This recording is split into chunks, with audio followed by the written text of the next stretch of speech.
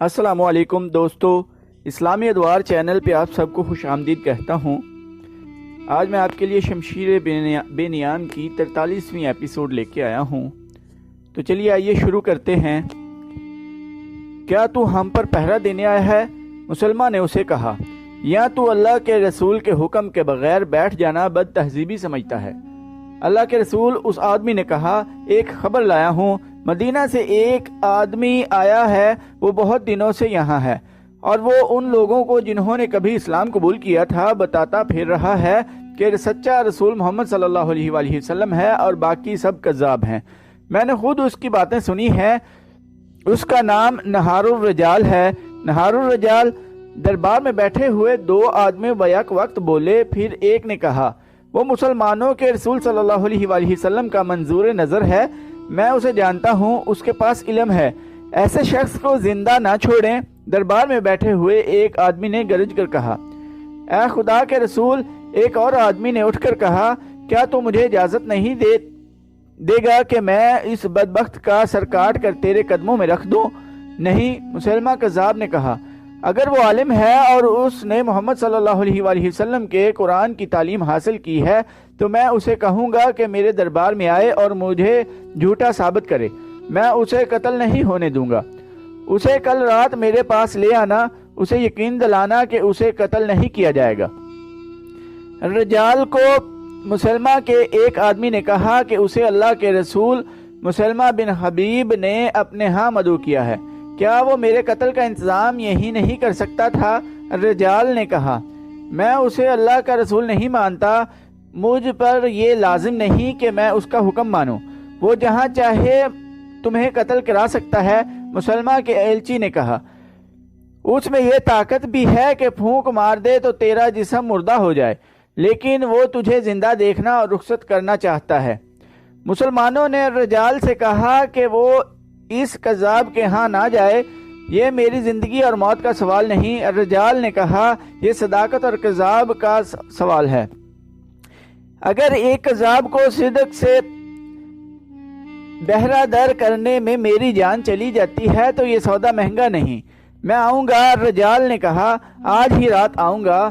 مسلمہ سے کہنا کہ تو اگر سچا نبی ہے تو اپنے وعدے سے پھر نہ جانا۔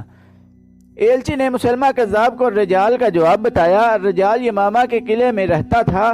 مشہور مورخ طبری نے لکھا ہے کہ مسلمہ اپنے خاص مہمانوں کے لیے بڑا خوشنما خیمہ نصب کرایا کرتا تھا، جس کی ساخت مکان جیسی ہوتی تھی۔ یہ خیمہ اندر سے بڑے دل فریب طریقوں اور کپڑوں سے سجایا جاتا تھا۔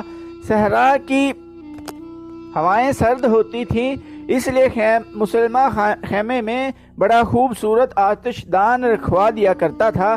اس آتش دان میں وہ کوئی چیز یا ایسی جڑی بوٹی رکھ دیا کرتا تھا جس کی خوشبو عطر کی طرح ہوتی تھی، لیکن یہ خوشبو حواس پر ایسا اثر کرتی تھی جیسے اس خیمے میں سونے والے کو ہپناٹائز کر لیا گیا ہو۔ مسلمہ کا شکار بے ہوش یا بے خبر نہیں ہوتا تھا، بلکہ وہ مسلمہ کے اشاروں پر ناچنے لگتا تھا۔ خود مسلمہ پر اس کا یہ اثر نہیں ہوتا تھا۔ مسلمہ کذاب کو جب اطلاع ملی کہ رجال آ رہا ہے تو اس نے اپنا مخصوص خیمہ نصب کرایا اور اس میں وہ تمام انتظامات کرا دیے جو وہ کرایا کرتا تھا۔ اس نے رات کے لیے آتش دان بھی رکھوا دیا۔ رجال آیا تو مسلمہ نے باہر آ کر اس کا استقبال کیا۔ تم ایک رسول صلی اللہ علیہ وآلہ وسلم کے بھیجے ہوئے آدمی ہو؟ مسلمہ نے کہا، اور میں بھی رسول ہوں، اس لیے تمہارا احترام میرا فرض ہے۔ میں صرف اسے رسول صلی اللہ علیہ وآلہ وسلم مانتا ہوں جس نے مجھے یہاں بھیجا ہے۔ الرجال نے کہا، اور میں تمہیں یہ کہتے ہوئے نہیں ڈروں گا کہ تم کذاب ہو۔ مسلمہ مسکرایا اور الرجال کو خیمے میں لے گیا۔ تاریخ میں اس سوال کا جواب نہیں ملتا کہ خیمے میں مسلمہ اور رجال کے درمیان کیا باتیں ہوئیں، کیسی سودا بازی یا یہ کیسا شعبدہ یا جادو تھا کہ الرجال جب اگلی صبح خیمے سے نکلا تو اس کے منہ سے پہلی بات یہ نکلی کہ اس میں کوئی شعبہ نہیں کہ مسلمہ اللہ کا سچا رسول ہے اور اس پر وحی نازل ہوتی ہے۔ اس نے یہ بھی کہا، میں نے محمد صلی اللہ علیہ وآلہ وسلم کو بھی یہ کہتے سنا ہے کہ مسلمہ سچا نبی ہے۔ الرجال کی حیثیت صحابی کی سی تھی، اس لیے مسلمانوں نے اس پر اعتبار کیا۔ الرجال بنو حنیفہ سے تعلق رکھتا تھا۔ الرجال کا اعلان سن کر بنو حنیفہ کے لوگ جوک در جوک مسلمہ کو اللہ کا رسول مان کر اس کی بیعت کو آ گئے۔ مورخ لکھتے ہیں کہ مسلمہ نے یہ سوچ کر الرجال کو قتل نہیں کرایا تھا کہ وہ عالم ہے اور صحابی کا درجہ رکھتا ہے، اگر اسے ہاتھ میں لے لیا جائے تو بیعت کرنے والوں کی تعداد میں اضافہ ہو جائے گا۔ چنانچہ اس شخص کو ہاتھ میں لینے کے لیے آتش دان کا اور اپنی زبان کا جادو چلایا اور الرجال کو اپنا دست راست بنا لیا۔ الرجال نے مسلمہ کی جھوٹی نبوت میں روح پھونک دی۔ اگر اکثر ماں باپ اپنے نوزائیدہ بچوں کو رسول کریم صلی اللہ علیہ وآلہ وسلم کے پاس لایا کرتے تھے اور آپ صلی اللہ علیہ وآلہ وسلم بچے کے سر پر ہاتھ پھیرا کرتے تھے۔ الرجال نے مسلمہ کذاب کو مشورہ دیا کہ وہ بھی نوزائیدہ بچوں کے سروں پر ہاتھ پھیرا کرے۔ مسلمہ کو یہ بات اچھی لگی، اس نے کئی نوزائیدہ بچوں اور بچیوں کے سروں پر ہاتھ پھیرا۔ مورخوں نے لکھا ہے کہ یہ بچے جب سن بلوغت میں داخل ہوئے تو ان کے سروں کے بال اس طرح جھڑ گئے کہ کسی مرد یا عورت کے سر پر ایک بھی بال نہ رہا۔ اس وقت تک مسلمہ کو مرے ہوئے زمانہ گزر گیا تھا۔ اس دوران ایک عورت نے بھی نبوت کا دعویٰ کیا، اس کا نام سجہ تھا، وہ الحارث کی بیٹی تھی، اسے ام صادرہ بھی کہا جاتا تھا۔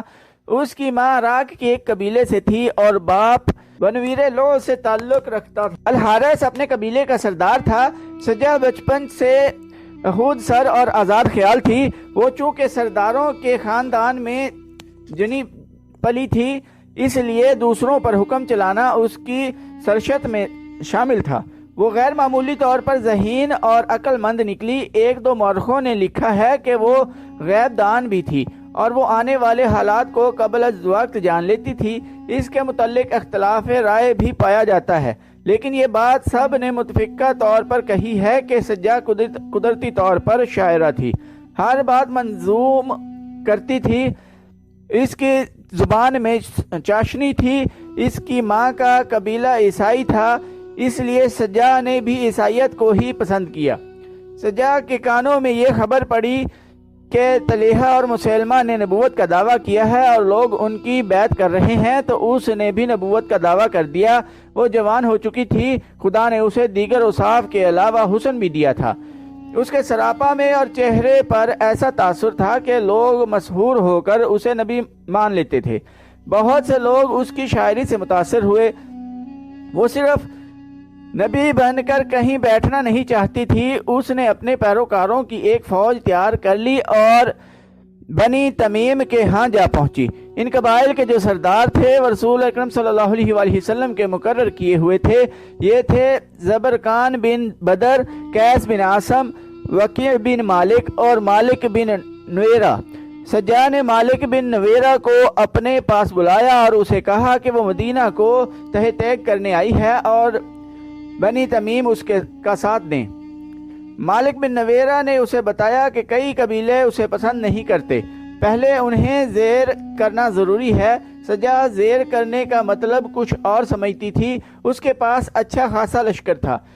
مالک نے اس میں اپنی فوج شامل کر دی اور قبیلوں کی بستیوں پر حملہ آور ہوئے۔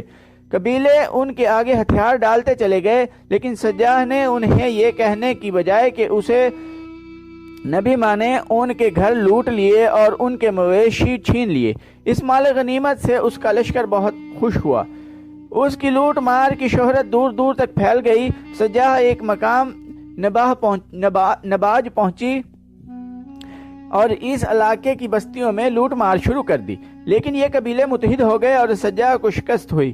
وہ ایک اور حملہ کرنا چاہتی تھی، لیکن اسے ایک مجبوری کا سامنا تھا۔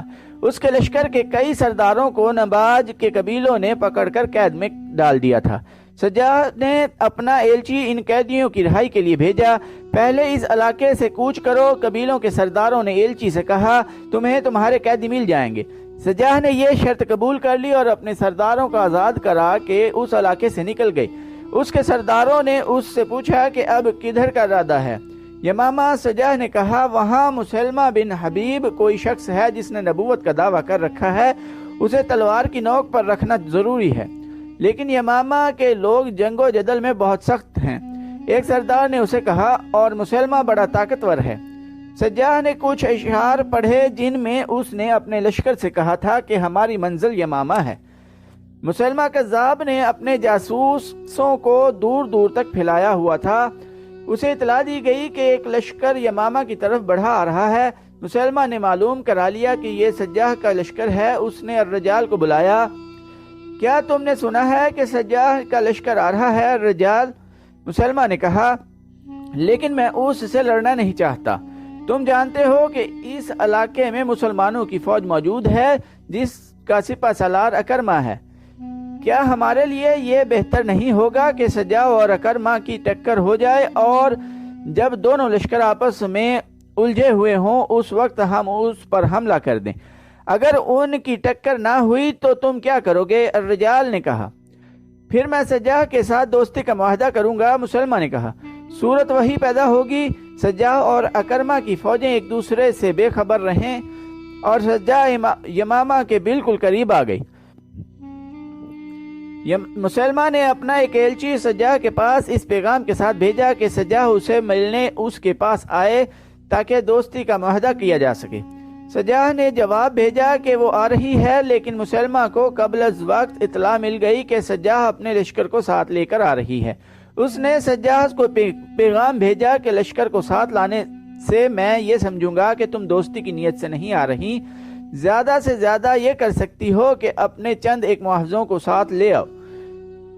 یا رسول، مسلمہ کے ایک درباری نے اسے کہا، سنا ہے سجاح کا لشکر اتنا بڑا ہے کہ یمامہ کی وہ اینٹ سے اینٹ بجا دے گا، اور یہ بھی سنا ہے، ایک اور نے کہا کہ وہ قتل و غارت اور لوٹ مار کر کے آگے چلی جاتی ہے، اس سے وہی محفوظ ہے جو اس کی نبوت کو تسلیم کر لیتا ہے۔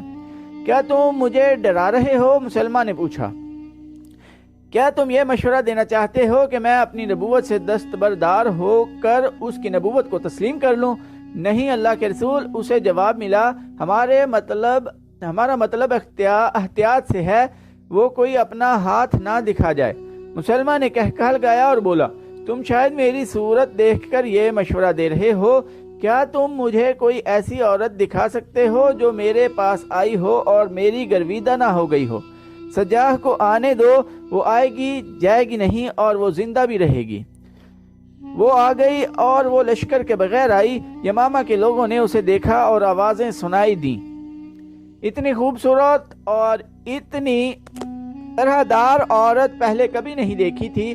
اگر نبوت حسن پر ملتی ہے تو اس عورت کو نبوت مل سکتی ہے۔ اس کے ساتھ 40 محافظ تھے جو اعلیٰ نسل کے گھوڑوں پر سوار تھے۔ ایک سے ایک خوبصورت جوان تھا، کمر سے تلواریں لٹک رہی تھیں اور ان کے ہاتھوں میں برچھیاں تھیں۔ سجاح جب قلعے کے دروازے پر پہنچی تو دروازہ بند تھا۔ اسے دیکھ کر بھی کسی نے دروازہ نہ کھولا۔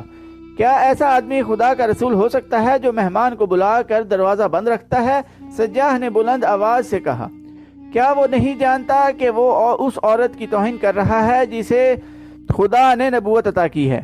معزز مہمان، قلعے کے اوپر سے آواز آئی، تم پر سلامتی ہو، ہمارے رسول نے کہا ہے کہ محافظ باہر رہیں اور مہمان اندر آ جائے۔ دروازہ کھول دو، سجاح نے دلیری سے کہا اور اپنے محافظوں سے کہا، تم سب قلعے سے دور چلے جاؤ۔ لیکن ہم ایک اجنبی پر کیسے اعتبار کر سکتے ہیں؟ محافظ دستے کے سردار نے کہا، اگر سورج غروب ہونے تک میں واپس نہ آئی تو اس قلعے کو ملبے کا ڈھیر بنا دینا۔ سجاح نے کہا، اور اس شہر کے ایک بچے کو بھی زندہ نہ چھوڑنا۔ میری لاش کو مسلمہ اور اس کے خاندان کے خون سے نہلا کر یہیں دفن کر دینا، لیکن مجھے یقین ہے کہ میں قلعے سے کچھ لے کر نکلوں گی۔ محافظ چلے گئے اور دروازہ کھل گیا، مگر اس کے استقبال کے لیے مسلمہ موجود نہیں تھا۔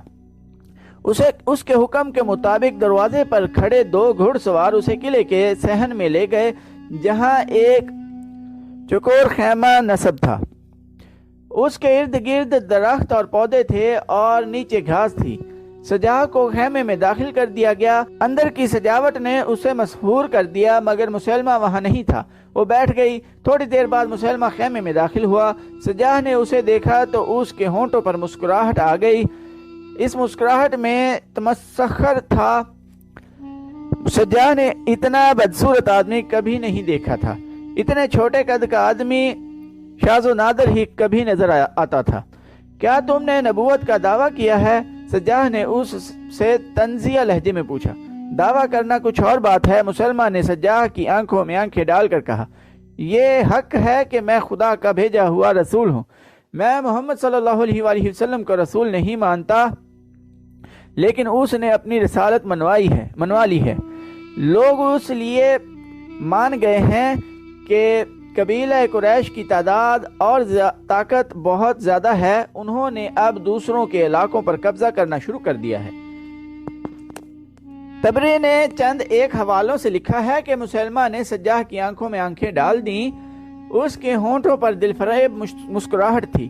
بہت عرصہ بعد سجاح نے کسی موقع پر کہا تھا کہ اس نے اتنی چھوٹی چھوٹی آنکھیں میری آنکھوں میں ڈالیں تو مجھے ایسے محسوس ہوا جیسے ٹھنگنا سا یہ بدصورت آدمی پراسرار سا ایک اثر بن کر آنکھوں کے راستے میرے وجود میں اتر رہا ہے۔ مجھے اطمینان سا ہونے لگا کہ یہ شخص مجھے قتل نہیں کرے گا۔ کچھ وقت اور گزرا تو اس احساس نے مجھے بے بس کر دیا کہ میں اس کے وجود میں سما جاؤں گی اور میرا وجود ختم ہو جائے گا۔ اگر تم نبی ہو تو کوئی الہامی بات کرو، سجاح نے اسے کہا۔ تم نے کبھی سوچا ہے کہ تم کس طرح پیدا ہوئی تھی؟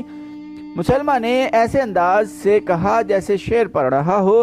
تم نے شاید یہ بھی نہیں سوچا کہ جس طرح تم پیدا ہوئی تھی اسی طرح تم بھی انسانوں کو پیدا کرو گی، مگر تنہا نہیں۔ مجھے خدا نے بتایا ہے، اس نے قرآن کی آیات کی طرز کے الفاظ بولے۔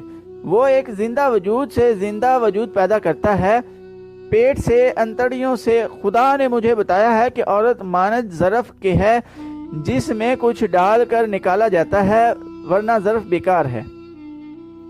سجاح مسحور ہوتی چلی گئی۔ مسلمہ شاعروں کے لب و لہجے میں باتیں کرتا رہا۔ سجاح نے محسوس ہی نہ کیا کہ مسلمہ اس کے جذبات کو مشتعل کر رہا ہے، اور وہ یہ بھی محسوس نہ کر سکی کہ سورج غروب ہو چکا ہے۔ مجھے یقین ہے کہ تم آج رات یہیں رہنا چاہو گی، مسلمہ نے کہا۔ اگر چہرے دیکھنے ہیں تو تم دن ہو اور میں رات ہوں، مگر تم نے اس پر بھی غور نہیں کیا ہوگا کہ دن پر رات کیوں غالب آ جاتی ہے اور دن اپنا سورج رات کی تاریک گود میں کیوں ڈال دیتا ہے۔ یہ ہر روز ہوتا ہے، اس کا وقت مقرر ہے۔ رات سورج کی چمک دمک کو کھا نہیں جاتی، بڑے پیار سے اسے جگا کر دوسرے افق پر رکھ دیتی ہے۔ تو دوستو، آج کی ایپیسوڈ ادھر ختم کرتے ہیں۔ چینل کو سبسکرائب کرنا نہ بھولیے گا۔ ٹائم دینے کے لیے شکریہ۔ اللہ حافظ۔